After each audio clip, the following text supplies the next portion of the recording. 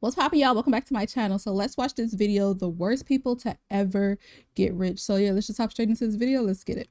Here are a few of the worst rich human beings. Number 9. I remember that kid. Yovijaya. Charges were recently dropped against Yovyo Yovijaya, heir to the Red Bull fortune, after a hit-and-run accident took a police officer's life in 2012. Yovijaya, the grandson of Red Bull co-founder and the third richest man in Thailand, Yovyo Yovijaya, crashed his Ferrari into the man and fled the scene. Investigators found Yovijaya and his damaged car in one of Bangkok's wealthiest areas. He was charged with speeding, fleeing the scene, and reckless driving. A blood test also revealed alcohol and narcotics in his blood at the time of the crime, but he was never arrested. Yovijaya missed 8 court appearances, delaying the case several months. His lawyer stated that the alcohol content was due to stress, and the narcotics were from a recent dental procedure. Initially, Yovijaya blamed the accident on his chauffeur, but after CCTV footage revealed that he was, in fact, behind the wheel, he admitted wrongdoing. He also paid the victim's family $100,000 so they wouldn't press additional charges. The Thai public, already frustrated by their government, was worried that this case would not be taken seriously due to Yovijaya's wealthy background. Police promised to do a proper investigation. 5 years passed and they never charged him after 5 years. Sadly, the statute of limitations expired for many of the crimes. In 2020, the police dropped all charges, stating new evidence and advice from the Attorney General. The Thai public was outraged and believed this was another example of rich people paying their way out of the justice system. Many people boycotted TCP Group, the company that owns Thai Red Bull, which responded by saying that Yovijaya is not affiliated with the company. These dropped charges and public anger came at a time of economic and political tension in Thailand. Number 8. That's messed up. Joe Low is the Malaysian businessman and mastermind behind a financial scandal involving Wall Street, celebrities, offshore companies, and the Middle East. Money was stolen from One Malaysia Development Berhad, or 1MDB, and used to purchase land, boats, and Hollywood films. He also basically just wasted the money partying with celebrities and also buying gifts from models in hopes of dating them, such as a necklace from Miranda Kerr. 1MDB was intended to invest in ecotourism and green energy to create jobs for Malaysians. Low promised to fund his ventures through money from the Middle East and borrow from other countries. He also promised the Prime Minister to help fund his campaigns and pay off supporters. Prime Minister Najib Razak was arrested on charges of money laundering, criminal breach of trust, and abuse of power for his involvement. He pleaded not guilty. Low also maintained his innocence via a statement made on his website. Number 7. Brandon Davis. Heir to Davis Oil, a 20th century Fox scion and infamous Hollywood socialite, Brandon Greasy Bear Davis has been known for his slew of immature behavior in the arts scene. Known for being Paris Hilton's Hollywood nightclub accomplice and Lindsay Lohan's media nemesis, Davis is heir to a fortune with an obnoxious... Is this the dude that was calling Lindsay Lohan Firecrotch? Is that him?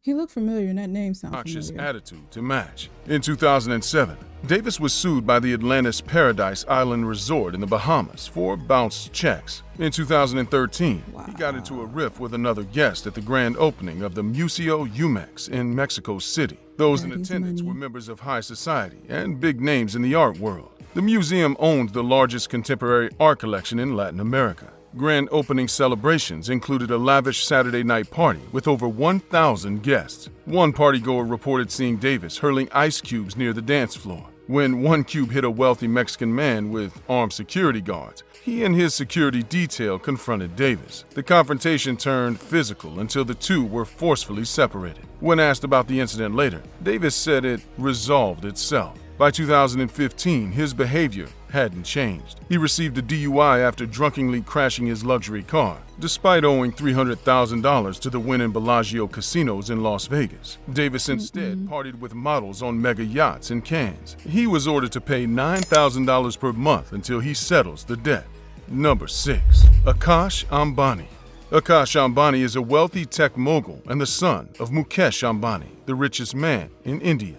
Akash loves to post his escapades on Instagram, boasting about his obnoxious wealth. His do-it-for-the-gram attitude of reckless driving resulted in a car accident that injured 2 people in Mumbai. He was driving his custom Aston Martin at such incredible speed that when he hit the other car, an Audi driver by a college student, the Audi went over the highway divider and collided with an oncoming bus. Akash's car also hit another car with a pregnant passenger inside. Akash sprinted to one of the security vehicles driving behind him and fled the scene. It took 12 hours to gather eyewitness testimony. After 3 weeks, the police still didn't have a suspect. Eventually, in place of Akash, one of the family's trusted drivers, Bansalal Joshi, showed up at the police station to confess to the accident. He said he took the car for a test drive and crashed it, but something didn't seem right. At the time of the crash, there were 2 security details following the Aston Martin. 2 security vehicles would not be necessary for a chauffeur taking a car out on a test drive.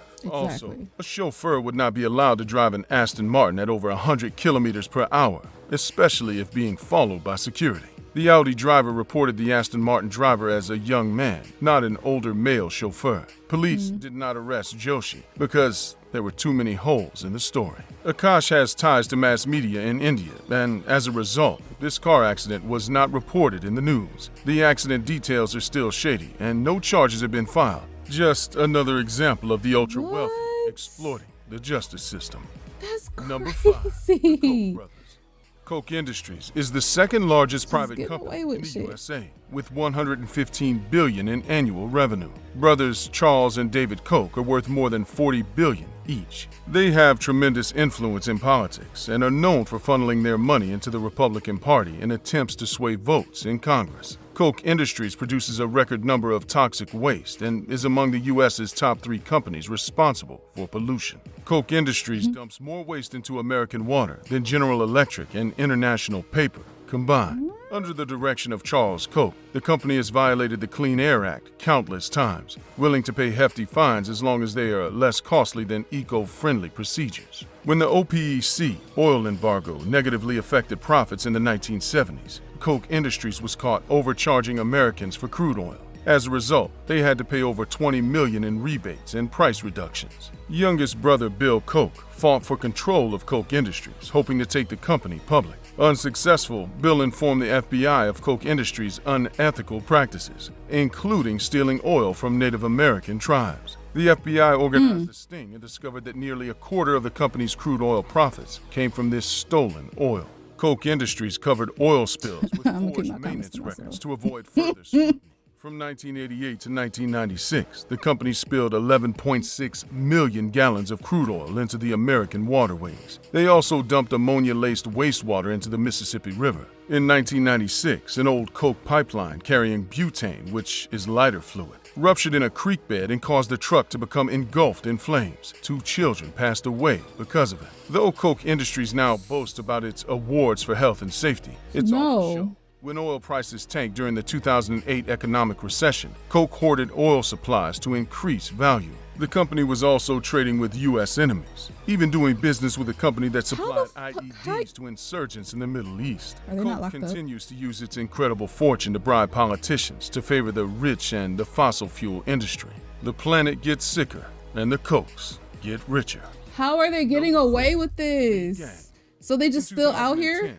Li Kuaming was driving drunk on a college campus in China when he fatally struck a 20-year-old female college student and critically injured another with his car. He tried to flee the scene and yelled, "Go ahead and sue me. My father is Li Gang." Li Gang was the local deputy police chief. Li Kuaming's spoiled attitude went viral on the internet and triggered outrage from the Chinese public, who are sick of the rich and powerful thinking they are above the law. Li Kuaming issued an apology, which the victims' families rejected. His father then tried to settle with the victim's family on behalf of his son out of court, but was unsuccessful. Li Kuaming pled guilty to drunk driving and manslaughter, but the family insists this still was not enough. Number 3, Param Sharma. Police arrested Param Sharma. This little boy is an a-hole. I remember him back in like the early 2000s. Now, apparently it was a rumor that all that money and all that stuff that he was flossing, the Louis Vuittons, the watches, the scarves, the cars, was fake, especially the money. But apparently all of it is his daddy's money, obviously. all the apartments were held. I think they were saying like the apartments or the houses that he was going to was basically him taking like apartment tours. You know how you can take apartment tours and shit. He was taking apartment tours in like really expensive, fancy apartments and taking pictures, pretending like he lived there or whatever. But yeah, we're gonna watch and see, because he just disappeared out of nowhere, and I was wondering where he was, because I was like watching his Instagram really close, especially when the rumors came out that everything that he was doing was fake. So yeah, let's just get an update and see what happened to this dude. After catching him riding in the backseat of a driverless Tesla Model 3 while it drove itself down the highway. He posted a video on Instagram, one of many posts about his gold-collar life amid blue-collar peasants. California Highway Patrol arrested and charged him with 2 counts of reckless driving. Sharma has a history of flaunting his wealth on social media, posting photos of stacks of cash and sports cars costing upward of $500,000. He tries to create comedy through wealth, trolling celebrities and mocking the working class. In one of his infamous social media tirades, he posts multiple videos from the back seat of a driverless Tesla. In one video, he ironically reads about the arrest of 2 passengers caught relaxing in the back seat of their self-driving car. Consistent with the persona Sharma created online, he didn't seem bothered that his Tesla Model 3 could be taken away after the incident. He even suggested that he has enough money just to buy more Teslas. Though Tesla sells a package for self-driving vehicles, a person must sit in the driver's seat. This vehicle controls the car as it changes lanes, stops for traffic lights, stop signs, and enters and exits the highway. But test runs show inconsistent results, and the feature does not account for sudden changes. It is nowhere near flawless. Shortly after he was released from Santa Rita jail, Sharma arrived at an interview in the back seat of a driverless Tesla Model 3.